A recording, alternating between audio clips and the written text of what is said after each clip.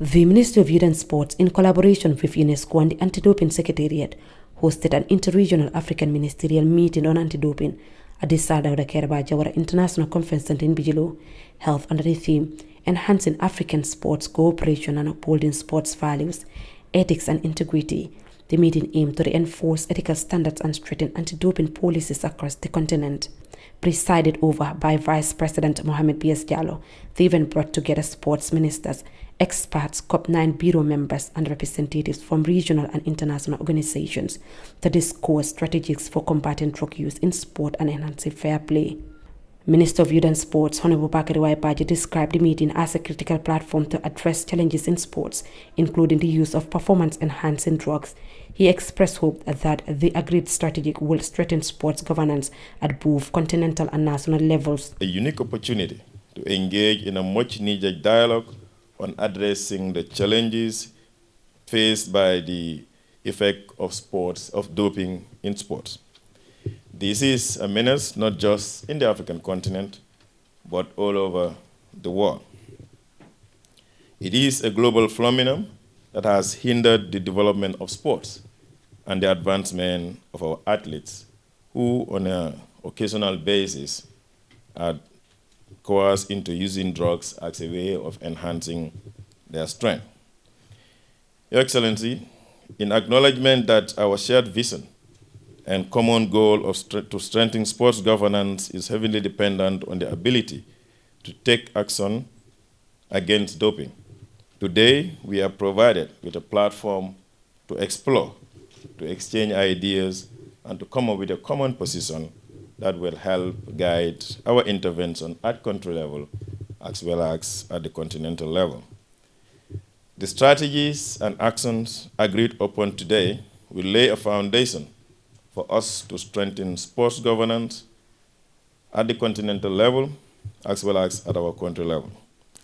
The outcome of today's prestigious meeting will consolidate our collective gains, promote continental unity and collaboration in sports, and most importantly, reinforce the vision we all share as ministers and as organizations that work in the area of doping and general protection of the integrity of our sports. In his remarks, Vice President Mohamed B.S. Jallow reiterated government's commitment to supporting anti-doping efforts, referring the 2022 launch of a national anti-doping platform aimed at raising awareness and promoting compliance with regulations. Through the Ministry of Youth and Sports, we launched a national anti-doping platform in May 2022. This brought together various stakeholders to raise awareness on and promote compliance with the Anti-Doping Convention, WADA regulations, and testing procedures.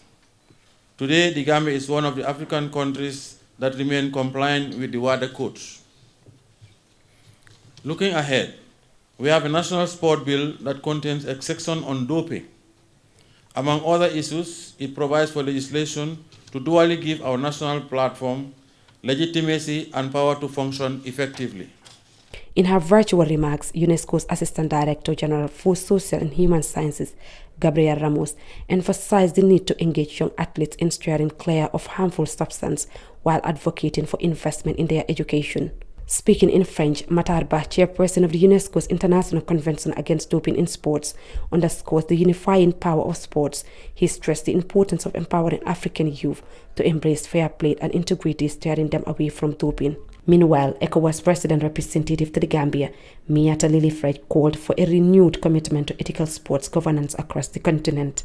The ECOWAS Youth and Sport Development Center presented a $300,000 check contributing towards the 2026 Dakar Youth Olympic Games. These funds will guarantee the visibility and success of the first Olympic Games ever hosted in Africa, establishing a strong precedent and encouraging greater and more durable investments in African sports. However, an even higher level of investment in sports and sport integrity initiatives will be necessary to ensure our collective vision. Our goal is for Africa to become a model of values, ethics, and sports integrity through strong public governance, synergetic interregional partnerships, and broad engagement from public and private sector. In her keynote address, Minata Samate, the African Union's Commissioner for Health, Humanitarian Affairs and Social Development, emphasized the need for increased collaboration among stakeholders, including UNESCO, to promote clean sport and uphold integrity.